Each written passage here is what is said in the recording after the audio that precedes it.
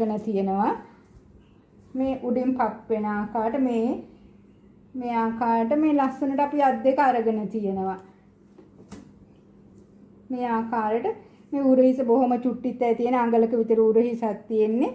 ඔයාලට මේක පිටෝන් කරාට පස්සේ දැනේවි කොච්චර ලස්සනට ඇඟට තියෙනවද කොච්චර හොඳට මේ අපිම නිර්මාණය කරගත්තද මේ ජැකට් එක කියන්නේ.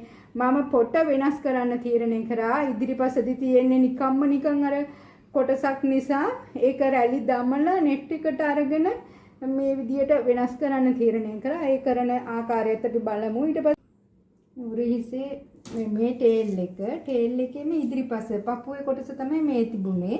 ඒ වුණාට දැන් මේක මේ ආකාරයෙන්ම තිබුණොත් එච්චර ලස්සනක් නැහැ. කියන්නේ කැන්ඩියන් එකේදී සාමාන්‍ය රැල්ලක් ආවම තමයි ලස්සන වෙන්නේ. ඒක නිසා මම නෙට් රෙදි 3 කාලක් අරගෙන ඒ කියන්නේ දැන් අපේ වම් අත පැත්තේදී දැන් මෙයාලගේ